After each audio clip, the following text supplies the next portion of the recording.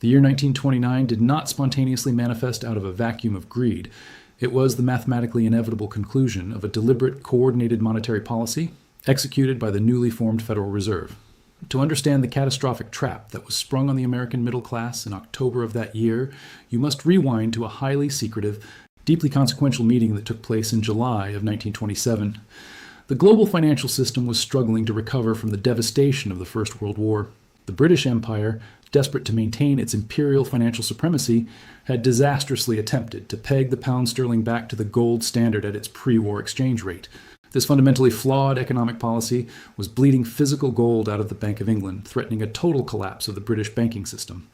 Montague Norman, the imperious governor of the Bank of England, crossed the Atlantic to meet privately with Benjamin Strong, the incredibly powerful governor of the Federal Reserve Bank of New York. Also in attendance were the heads of the German and French central banks. Behind closed doors, completely shielded from the oversight of the American public or the United States Congress, they engineered a massive, coordinated manipulation of global capital. To save the British banking system from its own arrogant mistakes, Benjamin Strong agreed to artificially suppress interest rates in the United States. The Federal Reserve slashed its discount rate and aggressively purchased government securities, intentionally flooding the American banking system with cheap, unearned liquidity. Strong famously admitted that this maneuver would give the American stock market a coup de whiskey. It was arguably the most catastrophic monetary miscalculation of the 20th century. When you artificially suppress the cost of capital, you do not create actual tangible wealth. You simply warp the incentive structure of an entire society. The cheap credit engineered by the Federal Reserve did not flow into the expansion of factories, the improvement of agricultural yields, or the construction of physical infrastructure. It flowed like a torrential, unstoppable river directly into the speculative casino of Wall Street.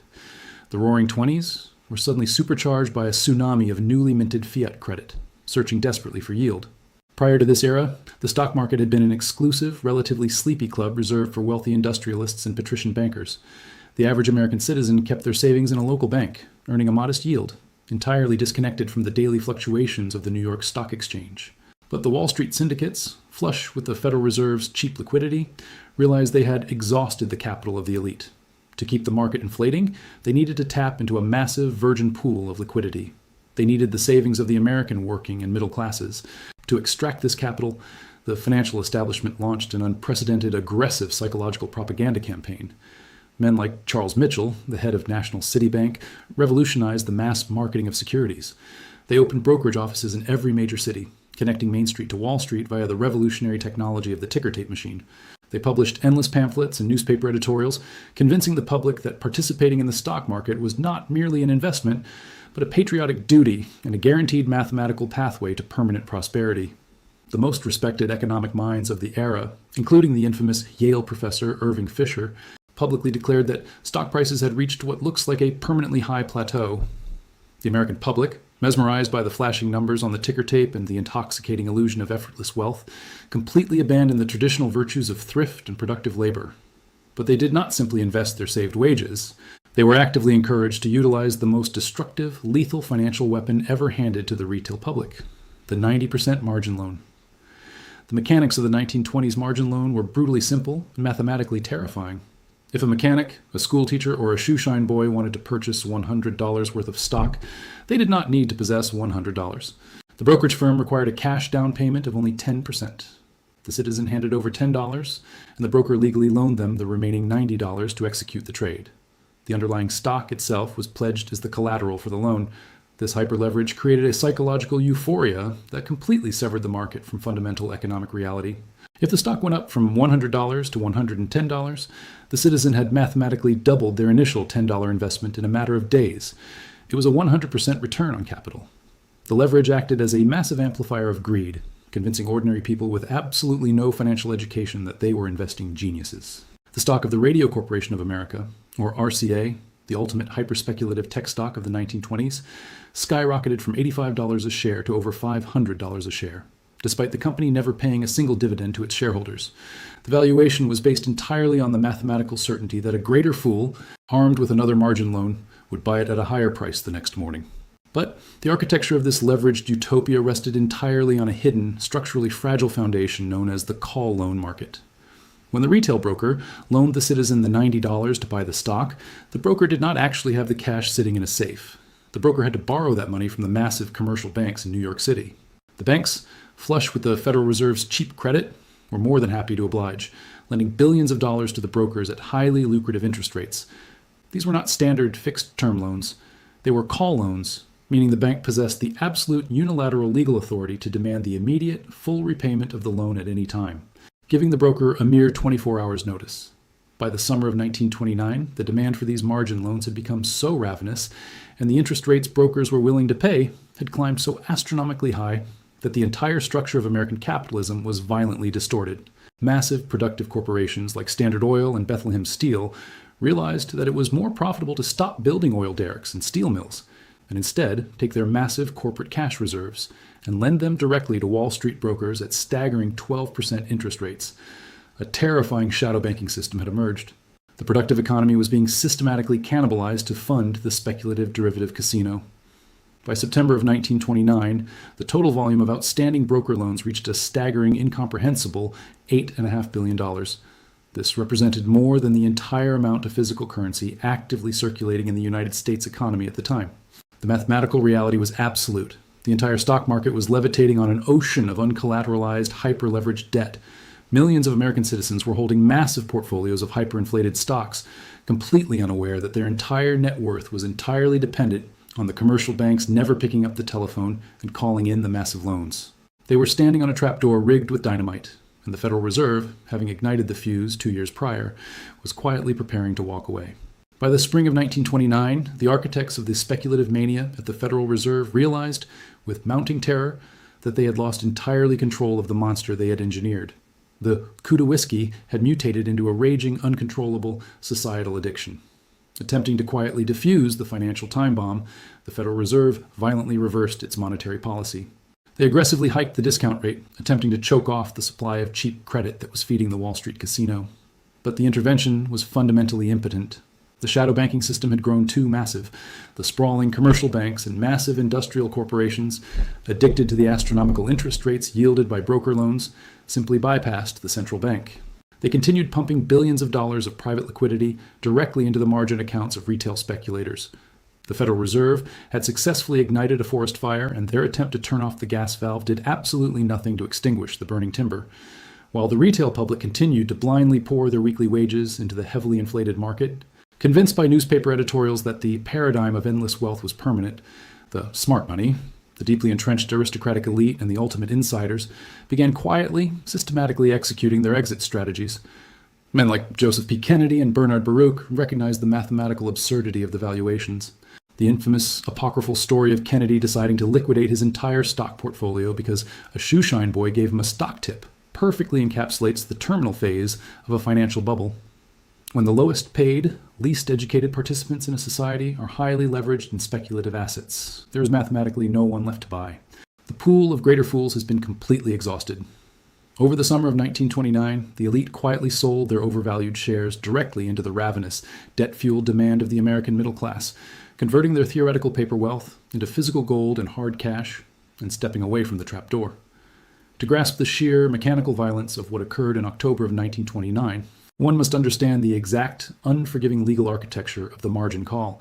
When a citizen purchased a stock with a 10% down payment, they were balancing an inverted pyramid of debt on a microscopic fulcrum of equity. If the price of that stock dropped by merely 10%, the citizen's entire personal equity was completely mathematically wiped out. The remaining 90% of the stock's value belonged entirely to the bank that had issued the call loan. The commercial banks did not care about the citizen's long-term investment thesis, and they certainly did not care about the citizen's financial survival. Their only mandate was to protect their own principal. The moment a stock's price dipped dangerously close to that 10% equity threshold, the bank immediately contacted the retail broker and executed the call. The broker, in turn, sent a terrifying telegraph or made an urgent phone call to the retail investor, the margin call. The demand was absolute and non-negotiable. The citizen was legally required to deposit more physical cash into their account immediately to rebuild the equity buffer. If the citizen did not have the cash, and because they were heavily leveraged working-class individuals, they almost never had the cash, the broker possessed the unilateral legal authority to seize the citizen's stock and sell it immediately on the open market, at the market price, regardless of how low that price had fallen. The psychological dam began to severely fracture in early September, following a chilling public warning by financial statistician Roger Babson, who declared that a crash is coming and it may be terrific. The market shuddered, dropped violently, and then staged a weak, unconvincing rally. But the structural integrity of the leverage had been fatally compromised. Throughout October, the market experienced a series of terrifying, volatile down days. With every localized dip, a small cluster of over-leveraged retail accounts was wiped out, their stocks forcibly liquidated by brokers. These forced sales added artificial, indiscriminate supply to the market, pushing prices slightly lower, which in turn triggered the margin calls of the next tier of slightly less leveraged investors. A slow-motion, mathematical doom loop had begun to turn.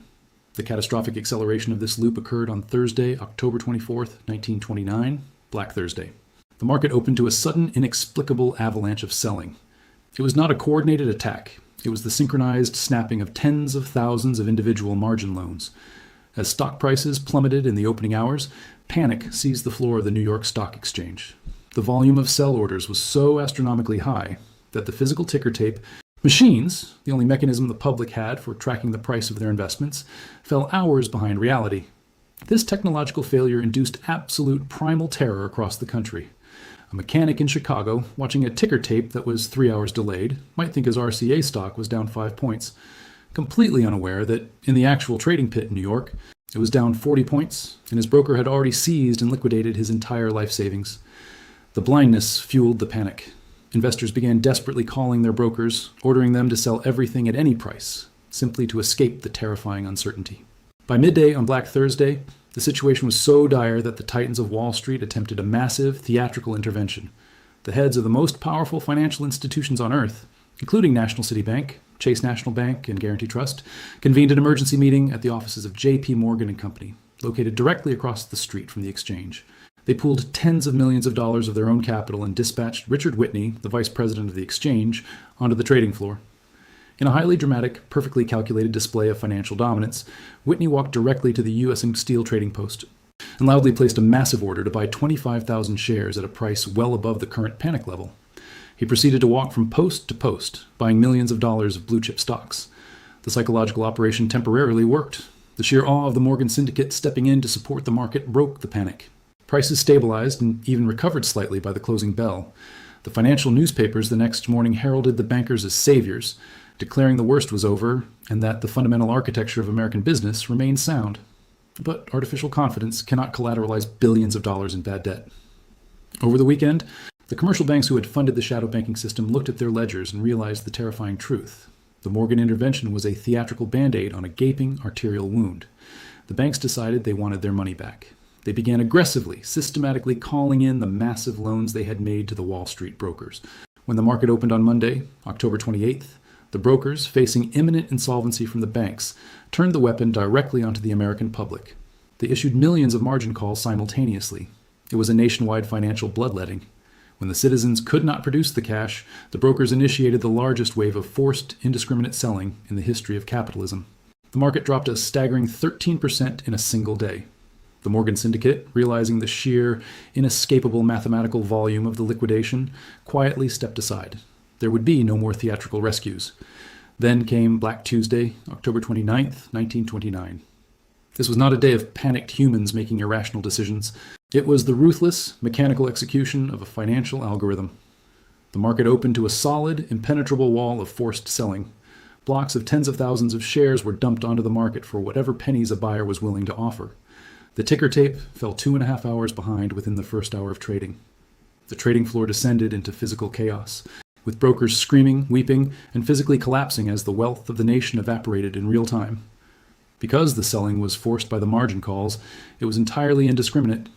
It did not matter if a company was highly profitable, paid a massive dividend, and had zero corporate debt. If its shares were held in a retail margin account and they were liquidated, the doom loop reached terminal velocity. The fire burned straight up the socioeconomic ladder. As the prices cratered 50, 60, 70%, it triggered the margin calls of the wealthy doctors, the lawyers, and the successful merchants, who had utilized more conservative 20 or 30% leverage. No one who utilized debt was spared. When the closing bell finally, mercifully rang on Black Tuesday, the volume had shattered every record in existence, with over 16 million shares traded. In a matter of days, a staggering $30 billion of wealth had been entirely erased from the American economy. To put that number in perspective, $30 billion was more than the entire cost the United States government had expended to fight the First World War. This was not merely a loss of theoretical paper profits. because the entire banking system had utilized those overvalued stocks as the collateral for their massive call loans. The banks themselves were suddenly holding billions of dollars of worthless paper. The margin call that wiped out the retail investor instantly metastasized into the insolvency of the American banking sector, triggering the cascading bank failures that would plunge the nation into the deepest, darkest abyss of the Great Depression. The working class was left destitute, stripped of their savings, and burdened with the residual debt of their liquidated loans. But the elite, the insiders who had engineered the credit expansion and quietly exited at the top, were waiting with massive reserves of physical cash, ready to purchase the productive industrial infrastructure of the United States for absolute fractions of a penny on the dollar. The modern financial establishment desperately wants the public to believe that the apocalyptic destruction of the 1920s was a historical anomaly, a primitive accident of unregulated markets that has been permanently cured by the creation of the Securities and Exchange Commission and the implementation of automated circuit breakers. This is a highly calculated, extremely dangerous psychological illusion. The lethal architecture of leverage speculation did not disappear. It simply mutated, digitized, and migrated into the dark, unregulated corners of the modern shadow banking system. Over the last decade, and accelerating violently since the massive central bank interventions of 2020, the Federal Reserve has executed the exact same monetary policy that Benjamin Strong engineered in 1927, but on a scale of trillions rather than billions. By suppressing interest rates to zero and flooding the global economy with unprecedented, unearned fiat liquidity, the central banks have successfully recreated the precise mathematical fragility of the Roaring Twenties. The most terrifying indicator of this fragility is the parabolic explosion of modern margin debt. We have officially crossed the exact same threshold of systemic leverage that triggered the collapse nearly a century ago. Today, the total volume of borrowed money utilized to buy stocks, tracked strictly through official FINRA margin debt statistics, has reached hundreds of billions of dollars, representing an astronomically high percentage of the United States' gross domestic product. But official margin debt is merely the visible tip of a massive hidden iceberg. The true volume of leverage coursing through the veins of the modern stock market is completely obscured by highly complex synthetic derivatives that make the 90% margin loans of the 1920s look fundamentally conservative. The retail public has been handed a weapon of mass financial destruction far more potent than a traditional margin loan, the 0 days to expiration option contract, universally known as 0 DTE. These derivatives expire on the exact same day they are traded. They allow a modern retail speculator sitting on a smartphone app to control massive blocks of expensive blue-chip stocks for absolute pennies. A citizen does not need to borrow $90 from a broker. They simply purchase a highly leveraged short-term options contract that synthetically magnifies their purchasing power by a factor of hundreds. This has transformed the American stock market into a hyper-kinetic daily casino where billions of dollars in theoretical wealth are created and incinerated in a matter of hours. The retail public is entirely convinced they are participating in a new paradigm of permanent, easily accessible wealth, fundamentally oblivious to the fact that they are providing the daily exit liquidity for institutional algorithms. But the true systemic threat to the global financial architecture is not the retail speculator on a smartphone. It is the massive, unregulated institutional entities known as family offices and hedge funds. These titans of Wall Street utilize a mechanism of hidden leverage called the total return swap. This is the modern, hyper-weaponized evolution of the 1929 call loan. In a total return swap, a hedge fund approaches a massive, globally systemically important commercial bank. The hedge fund does not actually buy the stock. Instead, they sign a contract where the bank buys the stock and holds it on the bank's balance sheet. The bank agrees to pay the hedge fund all the profits and dividends if the stock goes up, and the hedge fund agrees to pay the bank the difference if the stock goes down. To enter this massive trade, the hedge fund is required to post a microscopic fraction of cash collateral, often as little as 5 or 10%. This mechanism allows institutional whales to accumulate tens of billions of dollars of exposure to the stock market while remaining entirely invisible to regulatory agencies, because the stocks are legally registered in the name of the bank. Furthermore, the hedge fund can go to 5 different prime brokers simultaneously, executing identical total return swaps with each bank using the exact same underlying equity. None of the banks know the true extent of the hedge fund's leverage. It is a towering, interlocking house of cards built entirely on uncollateralized synthetic debt. The catastrophic danger of this hidden architecture was violently exposed in the spring of 2021 with the total annihilation of Archegos Capital Management. Bill Huang, the architect of the fund, utilized total return swaps to silently amass an astonishing, highly concentrated $50 billion portfolio of media and technology stocks, utilizing an initial capital base of barely $10 billion. He had mathematically engineered the exact same leverage ratios that destroyed the American middle class in 1929. When a few of his heavily concentrated positions experienced a slight routine correction, The mathematical trap was instantly sprung. The massive commercial banks, holding the synthetic debt, recognized that the 10% equity buffer was evaporating. They executed the modern margin call. But unlike 1929, where brokers made frantic phone calls and gave citizens a few hours to deposit cash, the modern margin call is executed by ruthless, emotionless risk management algorithms. The computers at Credit Suisse, Nomura, and Morgan Stanley realized Archegos was insolvent and instantly began violently liquidating tens of billions of dollars of stock into the open market. The Archegos collapse was a terrifying, isolated microcosm of Black Tuesday. The forced, algorithmic liquidation wiped out $20 billion of wealth in 48 hours, causing massive, systemic damage to the balance sheets of the global prime brokers who had foolishly funded the leverage. The horrifying reality is that Archegos was merely a single, mid-sized family office. The entire global financial system is currently saturated with thousands of highly leveraged entities utilizing the exact same total return swaps, collateralized debt obligations, and synthetic margin vehicles. The modern market has hit the exact same terminal threshold of debt saturation that preceded the Great Depression. The underlying corporate fundamentals no longer matter. Price discovery has been completely destroyed by the sheer volume of algorithmic leverage. When the market is entirely dependent on the perpetual, uninterrupted expansion of cheap credit to maintain its valuations, any sudden macroeconomic shock, a spike in inflation, a geopolitical conflict, or an unexpected tightening by the Federal Reserve acts as the spark in a powder keg. When the next systemic contraction arrives, the unwinding will be exponentially faster and more violent than 1929. In the modern era, high-frequency trading computers control over 70% of all market volume. When the synthetic margin levels breach their algorithmic thresholds, the computers will automatically execute millions of margin calls in a fraction of a millisecond. It will trigger a cascading, self-reinforcing flash crash that no human regulator or central bank intervention can possibly halt in time. The banks will violently dump their collateral, the retail options contracts will instantly expire worthless, and trillions of dollars of phantom, leveraged wealth will be mathematically deleted from the global ledger. The citizens who hold their entire net worth in heavily financialized paper assets, relying on the permanent upward trajectory of the index funds, will be subjected to the exact same brutal awakening that shattered the Roaring Twenties. They will learn that an asset derived from uncollateralized debt is not wealth. It is simply a highly volatile liability waiting for a catalyst. To survive the mathematical certainty of this impending algorithmic deleveraging, the individual must execute a complete philosophical and structural exit from the margin casino. You cannot protect yourself by trying to time a rigged, hyper-leveraged market. True financial defense requires transitioning your capital entirely outside the perimeter of the centralized financial system and into unencumbered bearer assets. You must acquire property that possesses absolutely zero counterparty risk. This is the eternal, unforgiving utility of physical gold and physical silver. When you take physical possession of precious metals, you're holding an asset that cannot be margin called. It is not someone else's liability. It cannot be synthetically diluted by a prime broker, and it cannot be forcibly liquidated by a risk management algorithm to cover the bad bets of a failing hedge fund. It is the ultimate, historically proven anchor of purchasing power during periods of systemic financial collapse. In the digital realm, this principle is perfected by the architecture of Bitcoin. Bitcoin is the absolute antithesis of the fiat margin system. It is a monetary network where the leverage is mathematically constrained by proof-of-work energy expenditure, not artificially expanded by central bank decree. When you hold your own private keys in cold storage jars, your wealth is entirely insulated from the cascading doom loop of Wall Street liquidations. There is no central clearinghouse to fail, no prime broker to default, and absolutely no mechanism for a third party to seize your asset. The men who engineered the credit expansion of the 1920s did not suffer the consequences of the crash. They utilized the resulting panic to consolidate their power and extract the real, tangible assets of the ruined working class.